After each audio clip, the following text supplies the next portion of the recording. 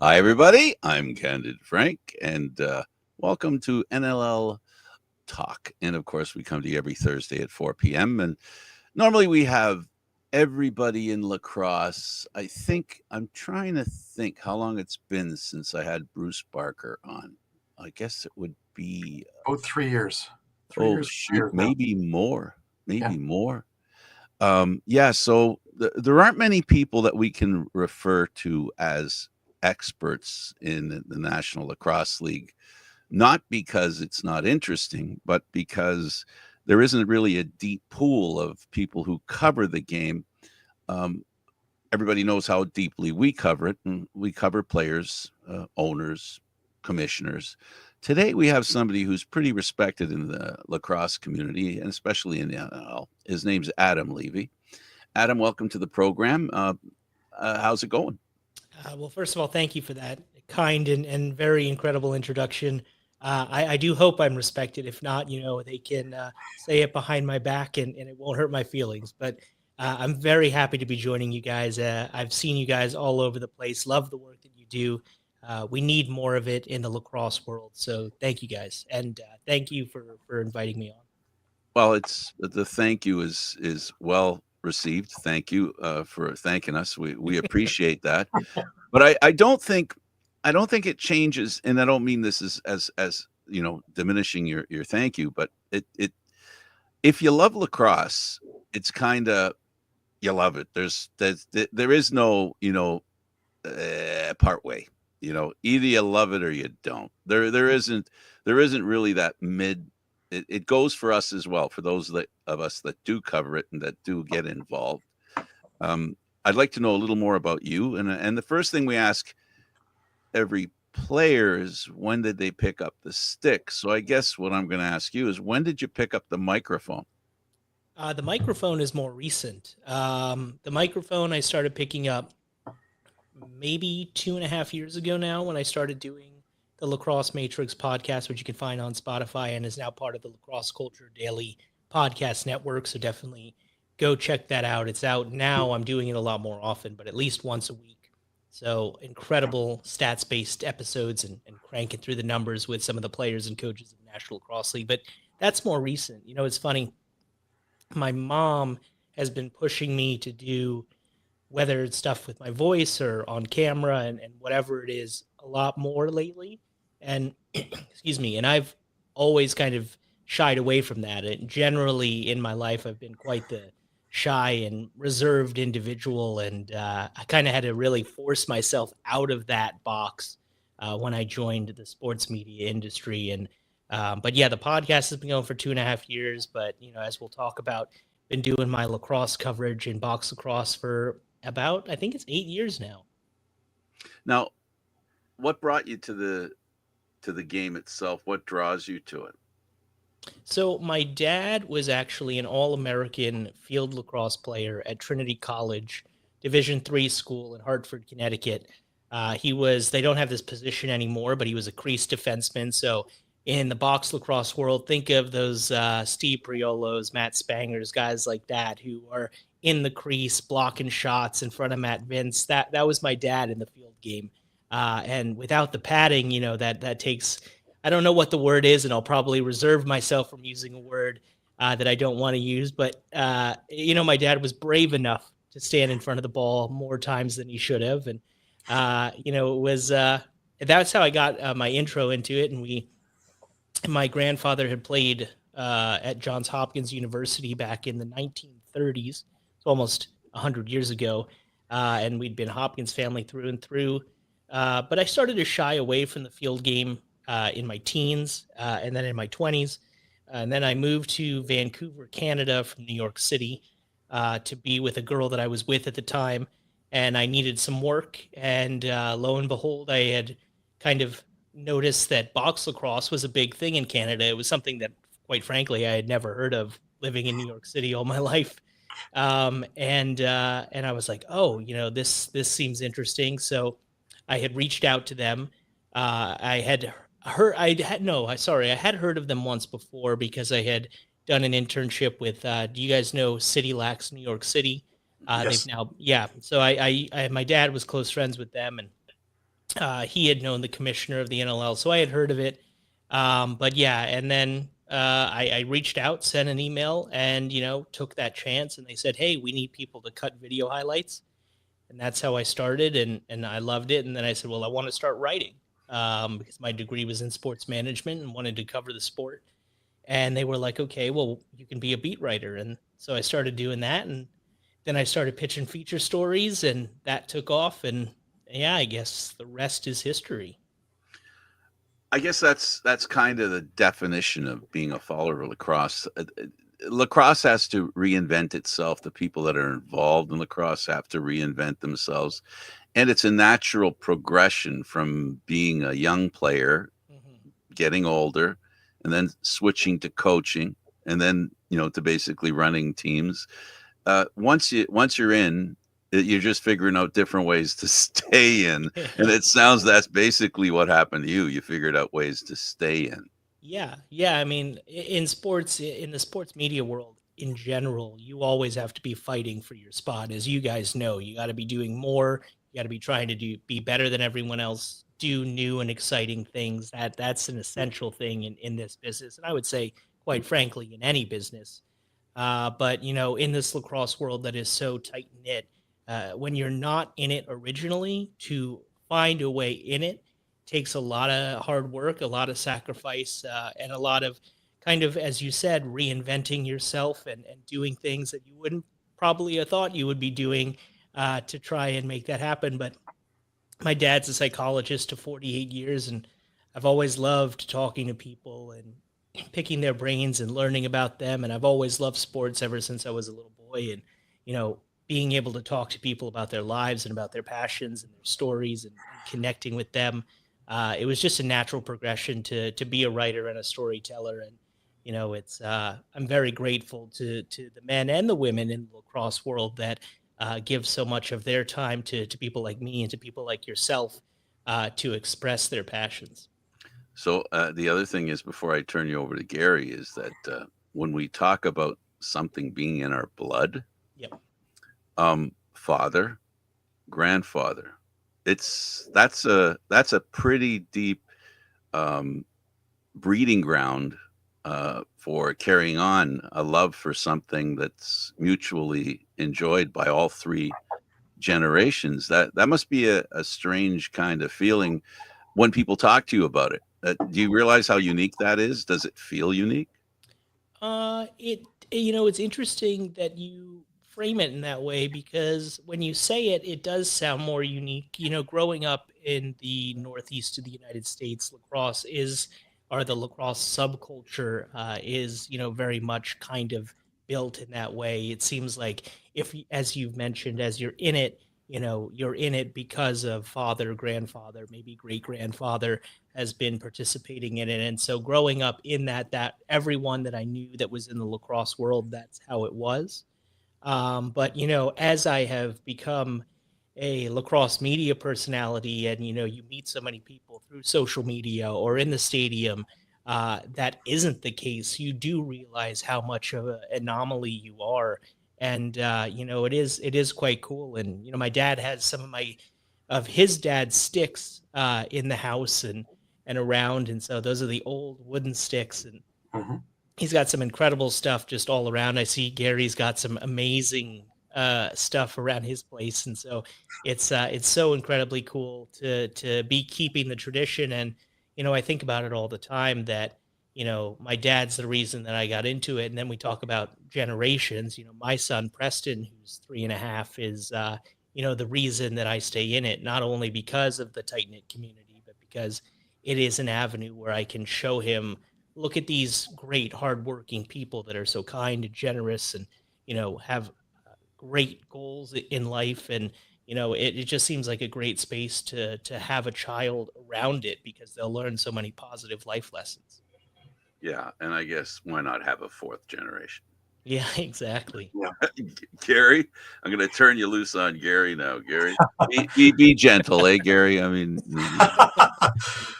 It's funny because we're talking about all the stuff around, and if A&E did a Hoarders lacrosse version, they would wind up right up in here with all the stuff that I have kept over the years, and the prints and all the sticks and equipment and other things. So yeah, it's wonderful, and I get a chance with my son.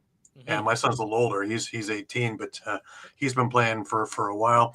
He actually does some stuff with the Gales, which is also exciting because I travel with them to Prague, and the last couple of years he's been doing it too. As a spectator, he might actually be able to get on the floor with them. So that's another extra added bonus of keeping us all in there. And so to your point, I want to talk about well, first of all, I want to talk about your Lacrosse Matrix podcast. I just finished listening to your Tom Schreiber interview, and it was fantastic. Thank you. And he's such a nice guy, and very, very conservative. He doesn't want to bring too much attention to anything, and it's share everything. And it's great the way just your style of being able to talk with him, and just kind of warm out some more information, and just the way you do it. So I appreciate the work you put into that, and it's such a long time in coming. We have a lot of talk shows that are just talk, but to actually get into the numbers and a number of other things. Yeah, I mean, it was really, for me, diving into the numbers of things. I had been a sports fan originally, growing up in New York City. That's just something that happens. I was around the Knicks and the Yankees, and it was a very exciting sports environment. But one thing that really kept me in it as I got older was the stats. Diving into the numbers, mostly to find players and who were unappreciated, who weren't getting the credit that they deserved. So looking at different averages or different ways that they contributed, and I thought that was so cool. And so that was really something from when I was young that really piqued my interest. And then actually, I'll tell you kind of a really, I don't know if it's embarrassing, but it's a nerdy story. One thing I did actually to stay busy sometimes when I was I had spent time with my friends during the day, and then I created a dice basketball league because I was so interested in the averages and the idea of chance, that I would have these like fake dice basketball leagues where I would roll like 6 dice per half or 6 dice per quarter, and that would be how many points they would have. And then I would do a whole season of that, and I would just be so fascinated by how many points each team would end up averaging. And obviously there was no method to it. It was just all chance, but I was just fascinated by that. And, I guess that kind of speaks to my levels and interest of numbers and things like that. But yeah, as I got more comfortable with talking to people and having more open and honest conversations, combining that with my passion for numbers and statistics, and also giving them a platform, which, as we all in this room know too well, that these guys don't get the credit that they deserve in any facet. Even the stars like Tom Schreiber, who should be mega superstars in the sports world, are not treated as such because this game has not blown up as we believe it should at this point. Although it does seem like there are many positive trajectories, that it is moving up, which is wonderful. But yeah, so I thought it just combined all my interests and my passions and things that I had studied. And so I greatly appreciate that, it is well received, and people love the concept. Statistics tend to, from a reporter's perspective, I'm using my thinking when you talk about that, it has kind of an equalizing effect with the athletes, where it's less about their reputation and more about who they are. Is that part of the reason why statistics are much more fun to use when you talk to a player? I think statistics are fun for me is because, especially, when you're not an expert of a sport and you haven't been a coach or haven't played the sport yourself, it's a way to say, okay, I get what they're achieving, and you can then relate it to them in a way that they can understand it. And also you can now have a conversation based off of that. I'm not a coach. I'm not a former player. there's so many guys where you can talk about, the ins and outs of the lacrosse language and picks and all that stuff. But, that's not who I am. And I don't want to pretend to be something that I'm not or try to be that. And Mhm. so the way that I learn about, who is great and who is up and coming is by facts and data and information. And so, those are things that are concrete that we can all look at and we can say, okay, based on these metrics, we know that you are doing this good. Or this is something that is trending in the wrong direction. And then we can have a conversation about it if it is approached in an appropriate and safe space, which I try to create on the show. And so I think that that's why I lean towards statistics because it it's an equalizer in the sense of I don't have to have a certain thing on my resume to say I know a little enough about this to have a conversation with you. Yeah, because you're Right. talking about understanding the nuance Right. and the depth of knowledge about the game can be compensated by the facts, because then you can look at players like being a sportscaster, being a writer, being any of those things. It's all about figuring out your angle. Yep. So I appreciate your angle here. Yeah. Now, don't sell yourself short. Also, you were a Tom Borelli Award winner. That's up there. That got my attention definitely because wow, that's just like the prestige of that. Talk about Yeah. when they first got a hold of you to tell you that you were the winner. The feeling. Yeah. Well, when I first found out, kind of not on the record, I had people had kind of hinted at me that they had voted for me, and Mhm. we work hard in this space because, as we've talked about, we love the sport. It is very very nice to be recognized, and having that on a resume as a jumping off point to other opportunities and other things is fantastic. But yeah, when I had first heard about it, it wasn't from anybody that was actually, to be honest, I don't even think I was called or notified by anybody. I think that it had been, uh, there had been people that were acting that I was working with that had acted a little strange and had known the information that I had won, and then it came out. But I had kind of been hinted or told that I should expect something coming, and that was super cool. And it's very very humbling to be honored by your peers and your work Mhm. colleagues. And I think for me, and it's really just about helping people and things like that.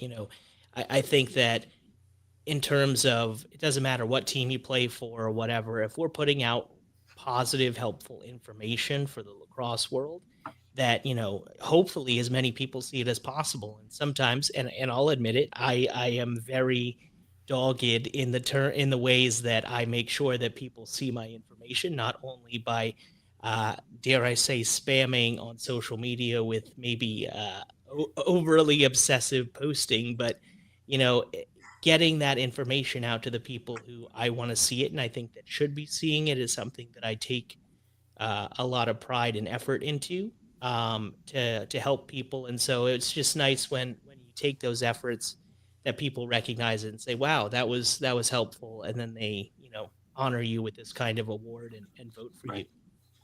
Yeah, the two Twitter or X accounts that I make sure that I check out daily is well yours and Graham Perrell because Graham is amazing. both are just so informative with so many little tidbits of facts Yeah. that are coming at me. It's fantastic.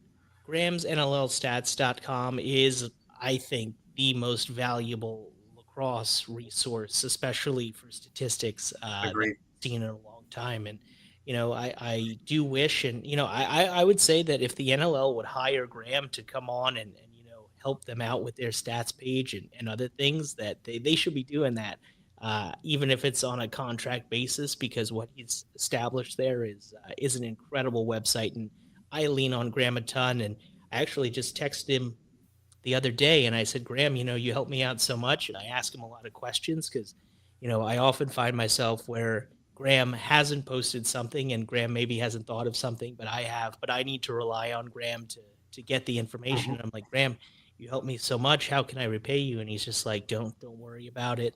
and his kindness and passion and the heart that he puts into the sport is I appreciate it greatly, and I know so many of us do. Right. All right. Let's get to some of the nitty gritty. A little bit off the floor. We'll start with first off, Sure. and the CBA. Jamie Dawick was on Lacrosse Classified, and he had mentioned that they are, whether they're miles apart or they're a little bit apart, they're apart. Yep. Do you expect them to find a way to get some ground together, or are we for the first time in a while looking at a lockout down the road? Yeah, I really hope that we're not looking at a lockout. I wish that Jamie, and I'm sure that many of the owners and the management would wish that Jamie maybe wouldn't say those things publicly, unless this is all part of some strategy to create leverage for the owners. Although I'm not really sure it's helping. It doesn't necessarily. I don't think it's making the players feel very good when he's publicly saying those comments and maybe blindsiding them. It does sound like there's a lot of work to be done to find a place where they can agree. There still is a lot of time, so that is the benefit. Time is the friend here. We can't let it slip, and let this busy and exciting NLL season kind of distract us from what the work that needs to get done. But I do have complete faith, at least from the players' perspective, and I can only speak, let me say, more to the players' perspective because, and rightfully so, the owners, not only are they harder to get a hold of, but they are very kind of locked up and secretive about how they want to talk about these things, which is kind of why Jamie's comments are a little bit of a left curve there. But I think that, the players, from my understanding, they don't want to make drastic changes. They want a couple of little different things to make them feel a little bit more appreciated and a little bit more respected by the league and the owners, to make them say, okay, we are getting enough of what we feel like we should be getting for what we're sacrificing. These guys still do have second jobs and have families and all these things. And it is, we cannot forget the sacrifice that they're making.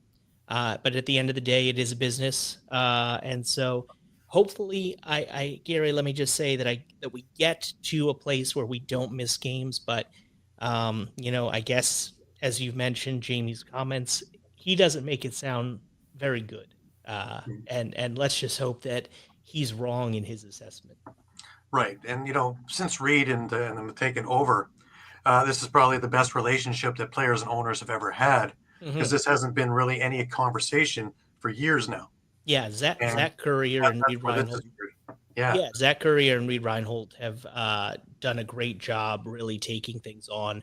The guys that had been at the NLLPA had been there since its beginning, about 30 years. And, sometimes what you need is change or young new minds on something to make a difference. Again, going back to the concept, Frank, that you were talking about, reinventing yourself and doing things differently. And, even if things are going okay, which, if we're frank with each other, no pun intended, I think that, it's one of those things where the league is not and hasn't always been in a very good place financially, or, where it stands in the public eye. It's just not very known. And so, making a change after so long, I think, was important. But Zach and Reed have done a fantastic job. And I think that they will do a great, they will make whatever efforts they have to get a deal done, to not sacrifice games towards this next season.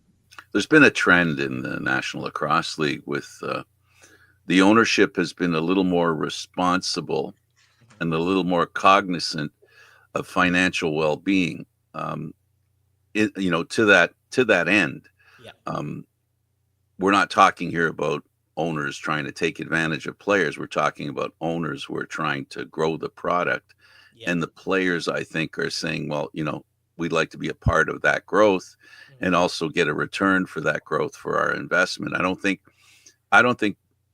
what Jamie's saying is something that is universally felt by the owners, but I do think it's a salvo, right? And negotiations always have little salvos that get tossed out. Yeah. And, I'm not saying they're red herrings, but in effect, they are issues. But they're not dyed in the wool. That's it. That's where we begin and end. It is a negotiation, and Jamie's been in the business for a long time, and nobody can question his desire or his willingness to grow the game and to make it better. So yeah, I think that is a fair point. And I would say when I look at it, and I could be like I am always open to saying that I am wrong, and can be persuaded in any kind of discussion, pretty much. But I would say where with the NLL, and I definitely can appreciate and understand where the owners are coming from. I think from my perspective, being around it and seeing people and fans, is that the brand of lacrosse and the National Lacrosse League in particular relies, and it's a bit of a nuanced answer, but it relies so much on the players and the players' talent and the players' availability, more so than other leagues that have identified a brand and a base that is not uh, as reliant on the specific players and people involved in actually playing the game. In the NBA, you have the LeBrons and people like that, and certain people, but that what makes the lacrosse world, the NLL, what it is right now is the collective roster and the collective people that are making those sacrifices. And I think that's, to me, it just seems like the players in this case, where the league is now, have a little bit more leverage to say we are more valuable to the success of this sport than maybe other sports. Because if you tried to replace the guys that we have here, I don't think you would have. I don't think you'd have a National Lacrosse League. I well, agree. especially because a lot of the owners are people who understand financial, Right. right. Yeah. A lot of them come from that world where you're not just selling a product, you're also investing in it, and the investment.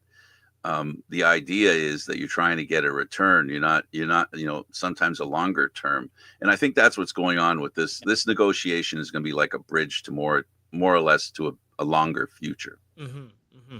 I It think needs to be. that's it. I think that's spot on. And I think, my view, and just as a final point on this, has been to, that we will get to a place where we can, expand and grow and do more things. But I think that bridge is what's necessary now. And even some concessions that say, the next couple years may not be the most financially fruitful, but it's because what we've set up will make it that in X amount of years. And I think that, coming to that compromise is what needs to be done, instead of digging in to both sides. Right. All right, let's go to a couple of other storylines off the floor. One is Austin Stutz. Mm-hmm. One of the most talented players that I've ever had the pleasure of watching. I've watched him since junior, all the way up with the Arrows and onward. He just can't stay away from trouble, both on and off the floor.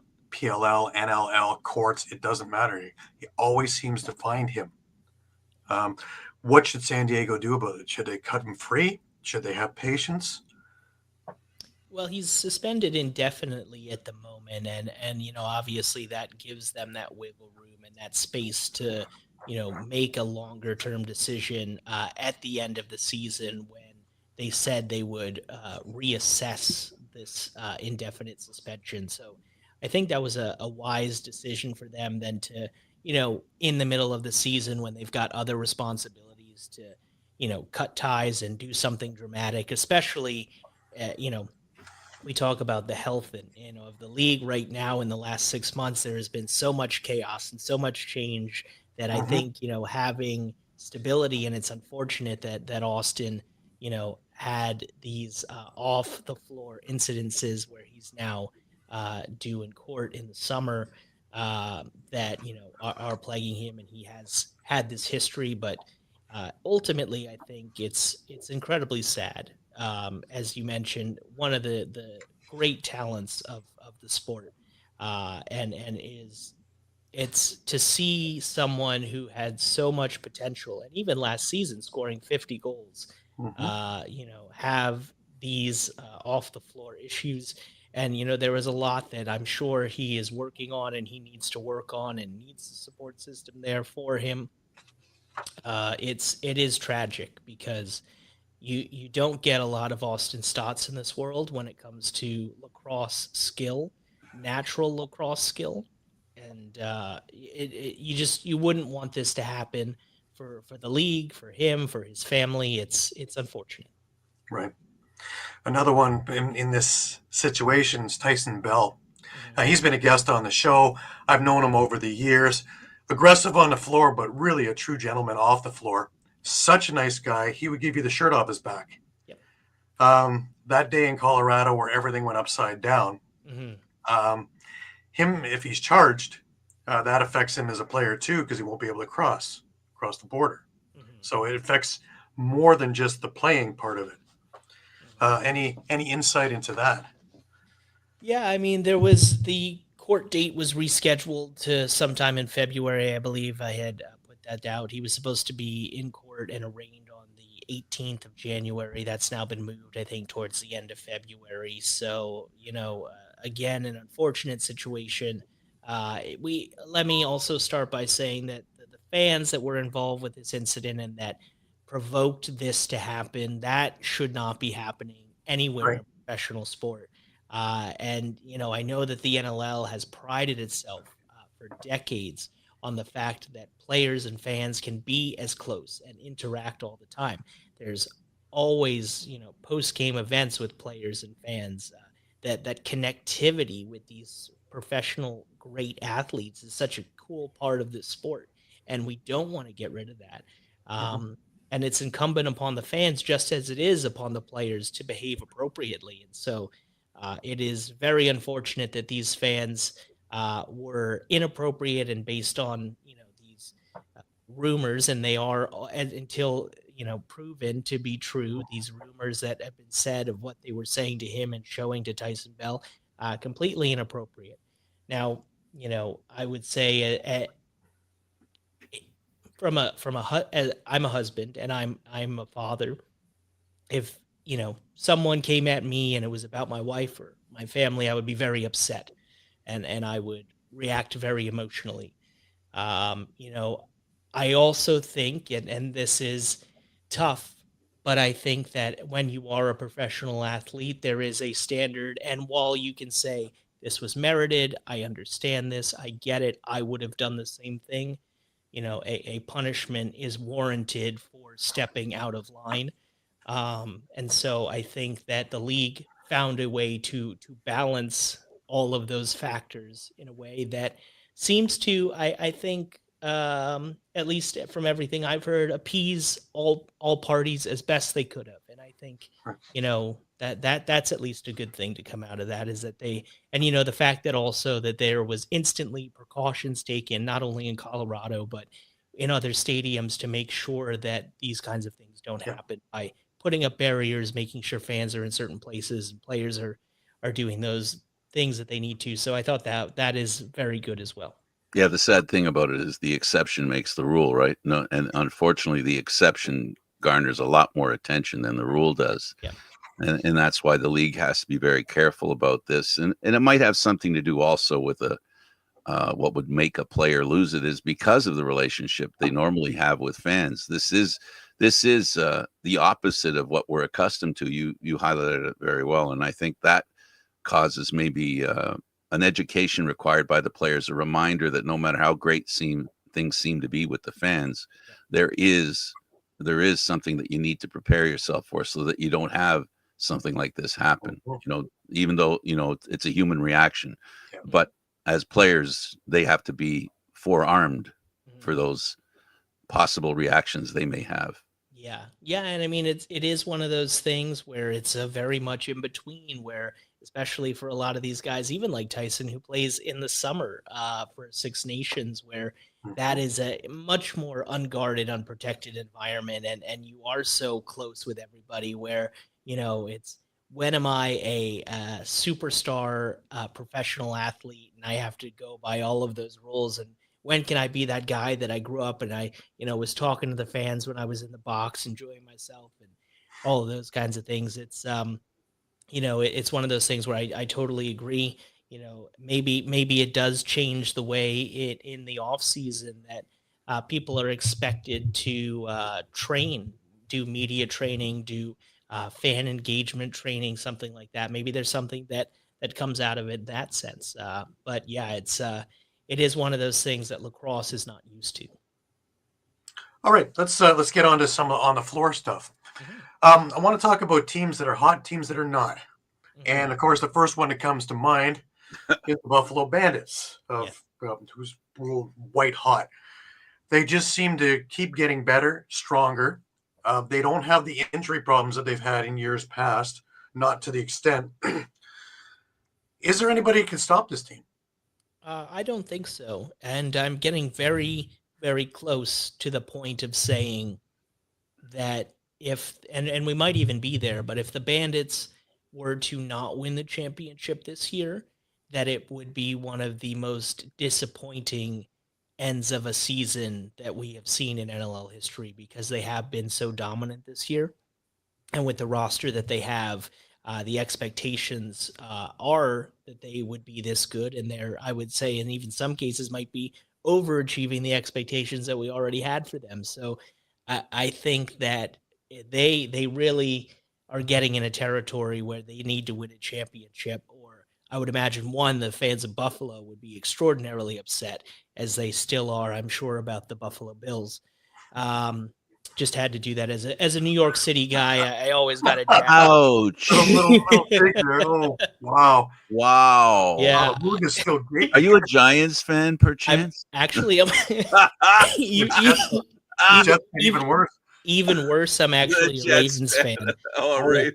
Ravens fan, just because of the Hopkins, and my dad's from Baltimore, so there you go. I feel for Mark Andrews, but yeah. Anyway, I think that for Buffalo, it really is one of those seasons where they need to win in order for this to feel like it feels right now. Not to put any pressure on them, and trust me, they don't listen to anything that I say or internalize it in that way. So I know I'm not putting pressure on them, but it's I think that they know how good they are, and they know that they are capable of winning a championship, and it's definitely for them in that locker room, championship or bust.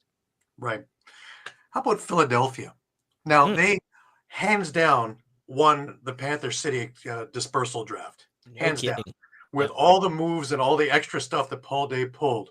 Yep. It was, you take a look at a team that already had a great base. Yep. And he wound up finding spots for the things that were hurting. Defense was hurting. He found ways to bring that up. Yep. He added punch to the offense, and even went with the younger goalie, well, roughly the same caliber as Zach Higgins with Nick Damude. How do you see them as the season moves along? I love the Philadelphia Wings, not only because I get to see them live very often, including this weekend. I'm going down to see the game in Rochester. Excited about that. Nice. I love going down to the Wells Fargo Center. But yeah, that offense is unbelievable. Second best in the league right now. The Philadelphia region hasn't seen an offense this potent since 2008, when they were equally, or actually at that time they were even better. I believe they started 6-0 that season. And so it is a really special team. And you mentioned Paul Day definitely doesn't get the credit he deserves as a general manager with the moves that he's made. Brennan O'Neill has paid off tremendously. What an amazing talent he is. It's been awesome to see. I just had an article that I posted on Scott Dominy and his ACL injury. Scott was very open and honest in that conversation, and sad to see that he'll be out for the year, because he is an important spark plug in transition and on the defensive side of the ball as well. So yeah, I think that they're a great team. You mentioned Panther City. They also just brought in Evan Messenger, who we're going to see this weekend. So that's another Panther City guy on that club, as well as TK on the bench. But that was something that they thought about too when bringing in TK, which felt inevitable once Panther City folded, because he had already been in Philadelphia. But that, they had all these Panther City guys on the team, that having a connection on the bench to those guys was going to help this team mesh. And, it's hard to argue that that hasn't happened. So I think it's been a great success story. Fans are really excited. I was taking a jab at Buffalo fans. Well, Philadelphia fans, it's difficult to see them this excited as a as a New Yorker, mostly just because that's a fan base that is very much competitive with that New York City fan base. But it's exciting on the whole to see the success that they've had, and I think they're going to be a problem in the playoffs. Knowing their history, I can't help but cheer for them. I just thought I'd throw that out there. Yeah. Right. Now, another one too that I want to bring up is Saskatchewan. Mm-hmm. For the first time in a number of years, you can see that the chemistry is back. Yeah. They always had the talent level, but the chemistry is back. We had Keenan on a few weeks back, and we were talking about the feeling out of training camp. Mm-hmm. And he mentioned it himself as the first time since, really since the winning years that feeling was surrounding the team now. Mm-hmm. This was Derek, I'm assuming, and not Yes. Rob. Yeah, Derek. I mean, Derek, a great mind. And, there were two teams preseason that I was really excited about. And actually, one of them was not the Wings. It was the Colorado Mammoth and the Saskatchewan Rush. I was very high on both of those teams on what they could achieve. And Saskatchewan is paying off. Their rookies are looking great. Frank Shaliano is looking really great in between the pipes. Mm-hmm.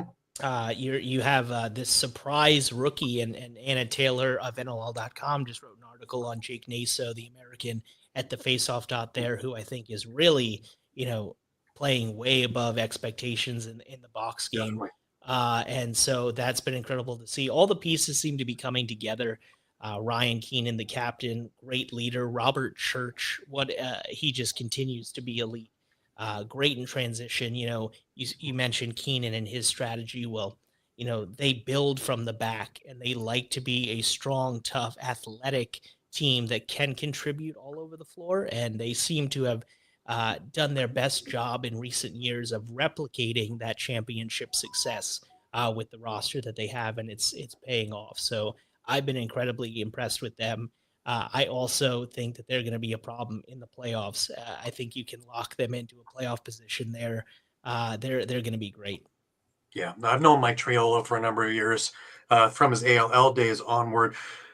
Zach Mans, Adam J, they fleeced a rock for these guys, as well as Levi Anderson if we go to the draft pick as well. They got bigger, faster, tougher. And then, of course, you get the Whitby connection. You get Austin Shanks, you get Brock Haley in there as well.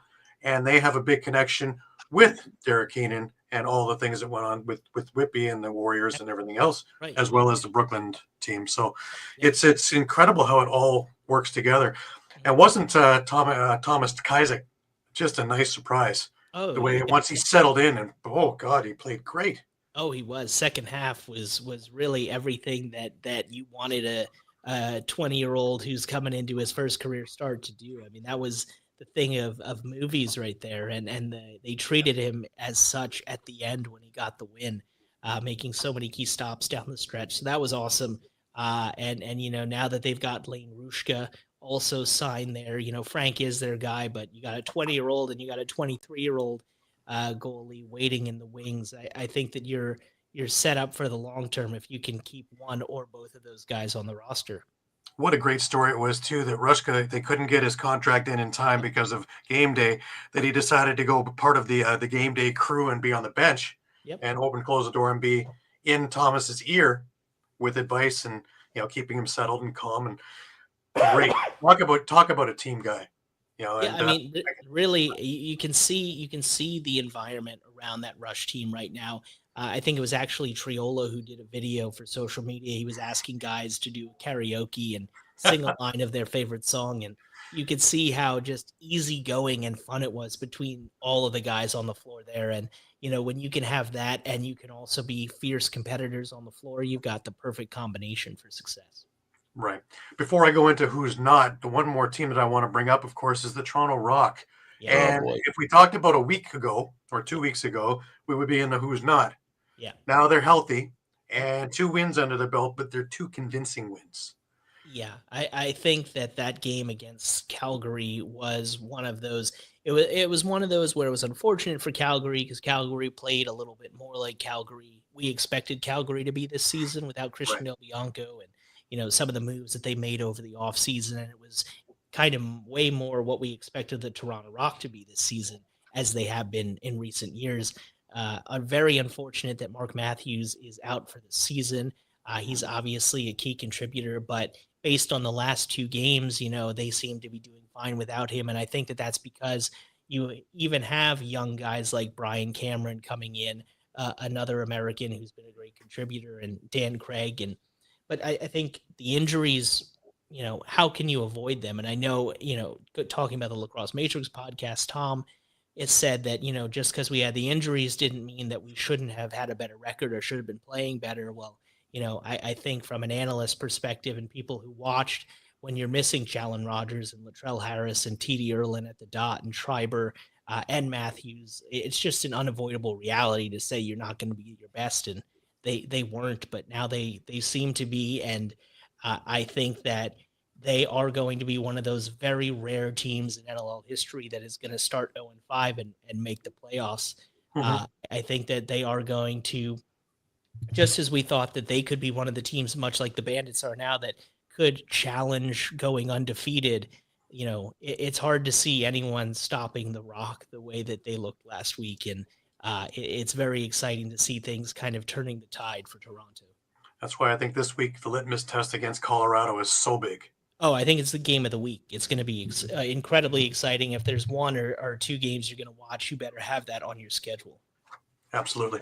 I'm actually in Bandit Land tomorrow, or Saturday, so it's going to be an emotional one. Very exciting. I've been there for the Tucker Out lymphoma game. It is an incredible night, obviously for an incredible cause, and I think hopefully Albany really steps up for that one. It's been unfortunate. And it might be in one of your not teams, but one of those exactly teams. Where we're going next. Yeah, it's not been one of those teams that has played up to the level that we thought that they would. Well, they started out great. The first couple of games, they looked like they picked up where they left off last year, and all of a sudden it stopped. The Dobie game, I don't know if that got into their heads. But from that point on, when Calgary came back with Dane Dobie with 8 goals and the winner in overtime, they haven't looked the same on or off the floor. They've had moments, but they haven't. And there's just too much talent on this team. One of the questions I have is, could it be fatigue? Because, the same thing comes with when I'm talking about Halifax, with Warren Hill. Doug Jamieson has played a lot of lacrosse over the last 2 years. Between 2 Mann Cups, 2 NLL seasons, the Worlds, I don't think he's had a break in 2 solid years.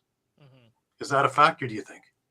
I wouldn't say that. I'm not saying it's not. I would say, and I would even be fair to say that look at how Buffalo was at the start of their season last year because of injuries. And we did just talk about Toronto and how they were with their injuries. For a team, especially a young team, to be missing John Wagner, who is not old, but he's one of the older guys on that team and does a little bit of everything, to be missing their captain and Colton Watkinson, for him not to be out there, and for him to be a veteran guy on that team, for them to be missing Jackson Nishimura, who's a great all-around player, Patrick Koscheck, who was out, or not Koscheck, sorry, Nick Chikowski, who had missed a couple of games due to his injury. And great to see Caden chipping in there. I've gotten to know him very well in Albany, one of the stars, and so awesome that you guys have brought him onto your team. I thought that was talk about GM roles. Whoever was the GM and bringing him on deserves an award on your team, because that was a smart hire. But I think that you can't discount the injuries that they've had and the lack of experience that is out there.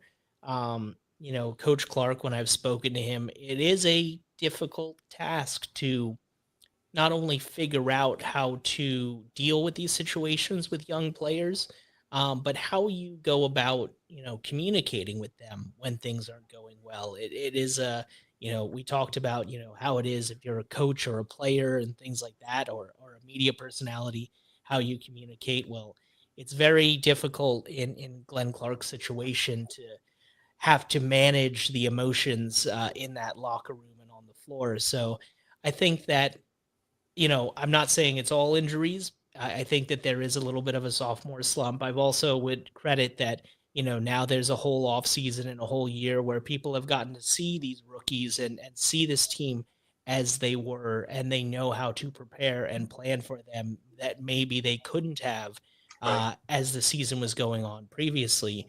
I would say that kind of all of those are contributing, because it's not like this team is not good. Look at their losses, their overtime losses, their 1-goal losses, most of them. This team could be in a playoff spot right now very easily. So it's not like they're losing by a ton of goals and things are really falling apart. It's just, giving up some leads that have cost them some games in the final moments. So I think that it's a lot more fixable of an issue than things just really are all in chaos.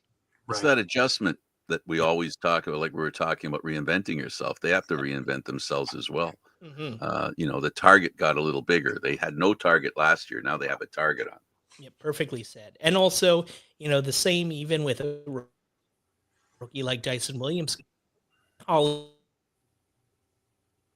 admit I contributed to how he was the next great thing in lacrosse with Rich Owens and Eric Weber and the Albany Firewolves about, how he was going to be Sean Williams, his dad, and be this great star. And he will be that at some point. There's a reason he was the number 1 overall pick in the NLL draft. But, you finally are starting to see him come into his own. He did seem a little nervous or a little bit, how do I fit into this space in the beginning, especially in that first game. And you could see his teammates were feeding him and trying to give him all those opportunities. And, it just takes time for that to develop. It didn't, it was going to be a progression. And so I think that it is about, finding that comfortability, reinventing yourselves, finding out what works. And, in this case, there's enough time left in the season to make adjustments. Yeah. And then the other team that really sticks out to me is San Diego. All that talent, and they can't score. Yeah. And it's not a one-off. This has been, 2 or 3 games now where they just haven't been able to score. And when you take a look at, guys like Hellier, Wes Berg, Ben McIntosh, Ryan Benesh, Kyle Jack, there's just way too much talent to not be able to score, even in a win. It's still. Yeah, I mean, it is definitely surprising, and I'm not going to say that. Excuse me, sorry, I've got a lingering cough going on. I think I'm also allergic to our 2 cats that we have here.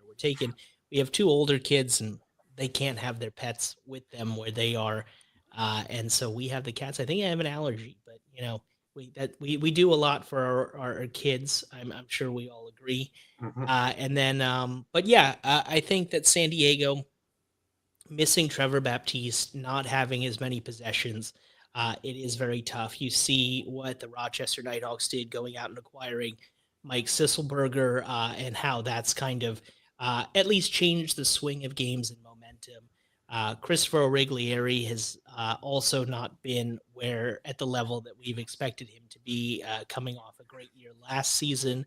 But yeah, the offensive thing, I mean, for me, the bigger question was, and I had sworn I had this conversation with GM and head coach Patrick Merrill, is that originally it seemed like they wanted to go younger. They wanted to change things up without Curtis Dixon and Dane Doby, where they were going to say, okay, we're going to kind of build up again and make things work out. And then all of a sudden they took this left turn and now you got these new older guys coming in. And I was a bit taken aback by it. It was great to see how they started off, but then it seems like things, as you mentioned, they just haven't been able to keep it up at that level. The talent is there. There's no question about that. But the pieces aren't coming together at the moment. And it's you don't see this in San Diego a lot. In fact, I think whether I wrote about it in my By the Numbers piece for Lacrosse Culture Daily or it's a tweet that I put out, but I think if they were to lose this weekend, it would be the first time since their inaugural season that they would be 2 games below 500. Wow. So we are not used to seeing San Diego in this position. Right. Youth sometimes needs experience. Yeah. Yeah. I mean, Yeah, and I think that it's very interesting because we just talked about Albany, how and I think that phrase really works for them as well. But it's almost like you need more pieces of the fountain of youth to be there to teach and to learn and to grow. To especially if you're building for the long term. Right. And yeah, and it's not easy this weekend with Saskatchewan. Mm. They're gonna go through the paces in this one. So if But they do also, win, they're gonna earn it. yeah, and what a character win that would be. So I think it'd be great.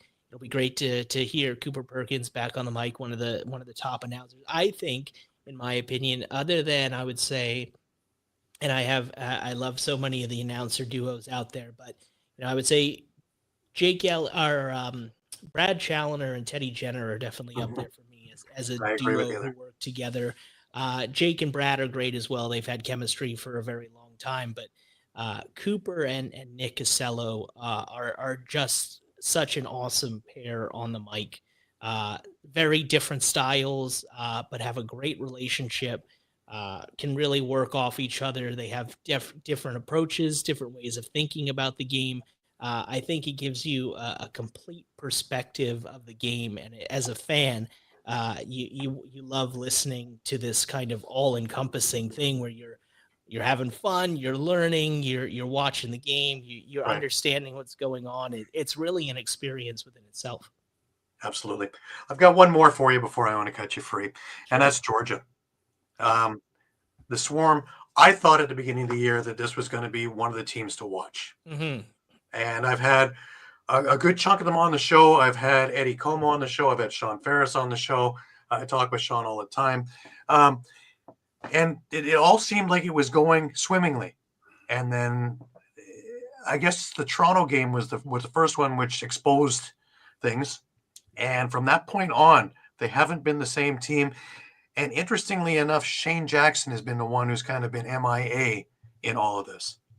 Yeah, it is one of those things where, excuse me again, where it's been a lack of consistency, which plagued them last season and has really been an issue for them over the last couple of years and why they haven't been able to get over that hump.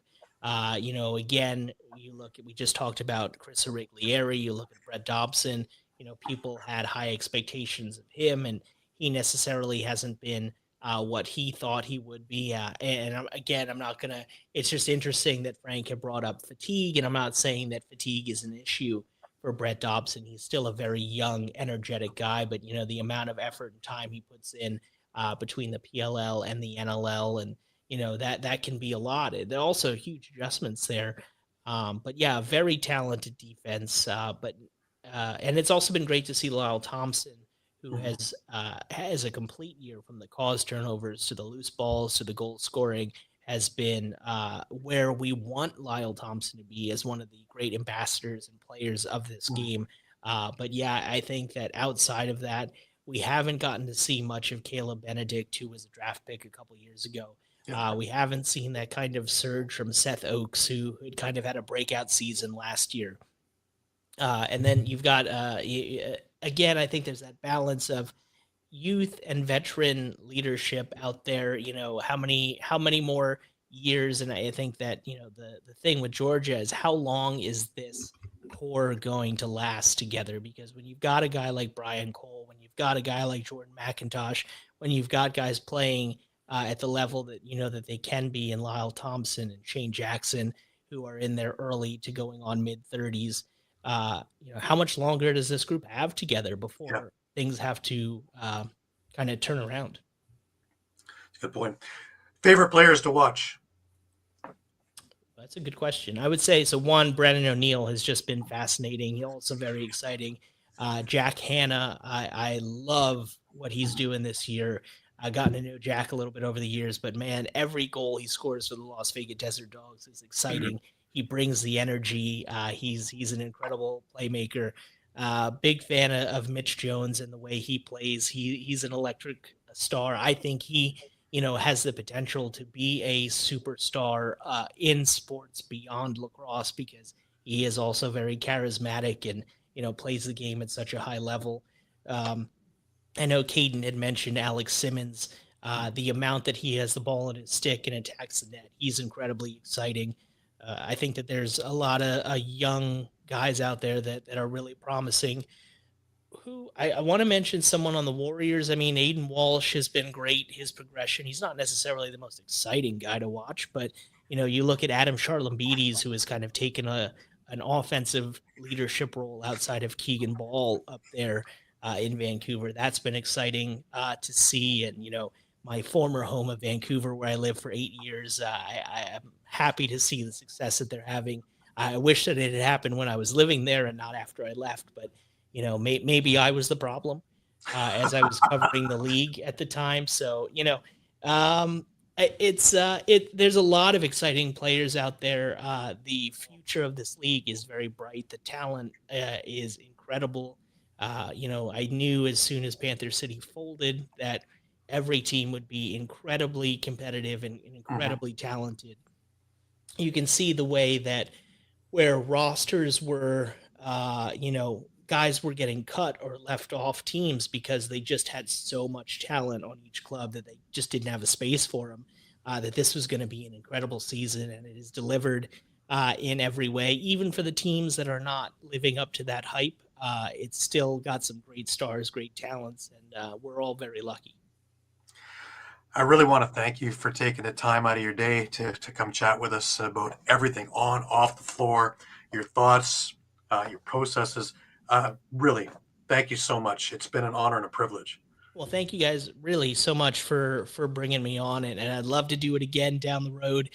You know how to get in touch with me. I love this conversation, Frank, Gary. Love hearing your thoughts and your perspective, and the more that we're talking about lacrosse, this is great. So, thank you to everything you guys do for this sport and the media industry, and we need more of you guys in this space. So, thank you. Absolutely. You're Frank? welcome. Yeah, you're welcome. What I'll say is all those words added up to something, a great conversation. So I guess statistically speaking, thank you for all the work. That was very well you. said. Yeah, I appreciate you. Thank you. I appreciate you guys as well. Yep. Well, thanks for doing this. He of course is Adam Levi, and Gary Groob, and I'm Candid Frank. And we want to thank the folks at Stream Punk that are helping us out at a time and hoping that we're usually on Spanglish, and Eduardo Harari, our producer, has had a challenge that put him in the hospital. He's coming out. He's getting better. Just want to say thanks for that, for anybody who was praying for him to get better. I'm glad that he has, and we'll see you again next week. One way or another, we'll be on the air. One way or another, we'll be talking about lacrosse. And there's no question that we're going to enjoy talking about it. For Mr. Levi, Mr. Groob, I'm Frank. Thanks for watching, everybody.